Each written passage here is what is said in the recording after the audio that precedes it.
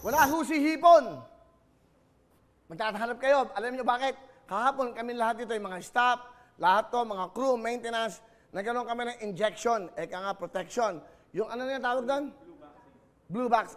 Flu vaccine for 1 year at yung pneumonia for life. Okay, kay Dr. Steve Lim at kay Dr. Lim, okay? Thank you very much. Palapakan natin Dr. Steve Lim at special, pinuntahan pa tayo dito. Talagang naka-mask lahat, naka-PPE, bawal, lumapit, kailangan maingat na maingat. May mga doktor.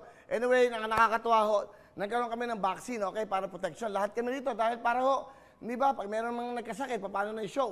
Mahihinto. So, iniingatan namin yan. Etong si Hipon, pumasok, iyak ng iyak. Alam niyo bakit? Mali ang nasaksak sa kanya, anti-rabies. O, anti-rabies. Dahil biro lang. Umiyak, sabi ko, umuwi ka muna kasi nagkasinat eh. First time daw niya nabigyan ng ganyan, injection. So, parang hindi niya akalain na gano'n. So, nandito, iyak, Kuya, wag mo ako tatanggalin. Hindi ka tatanggalin, kaya lang, siyempre, papahinga muna siya. Pinauwi namin, pinatid namin. Pinatid ba? Hinatid ba? O, nag-grab. Baka umangkas na naman yun, puro siya angkas yun. So, Hipon, huwag ka mag-alala. Okay, mangyayari, papahinga ka muna sa bahay mo. Kasi siya nagluluto sa lolo't lola niya, kawawa naman. Kaya uuwian siya, pinoproteksyonan. Okay, pagbalik mo dito, meron kang 14 days quarantine sa inyo. Tama. Pagbalik mo dito, hindi ka makakabalik. Meron ka another 30 days quarantine. Bakit? Di ba? Ngayon, kung medyo ready ka na, magaling ka na, okay, meron kang 3 months na pahinga muna.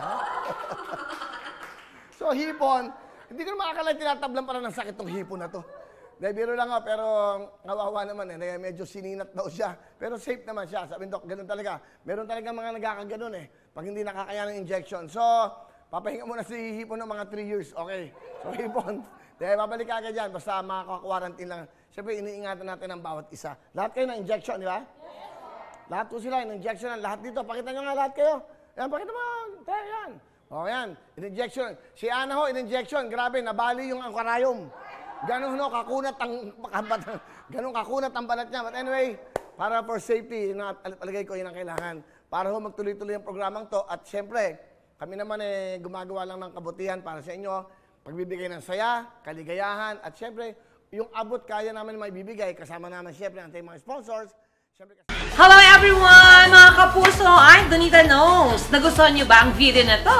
Marami pang hinanda para sa inyong lahat. Kaya mag-subscribe lang sa official YouTube channel ng Wowowin! Don't forget to hit the bell button para lagi kayong updated.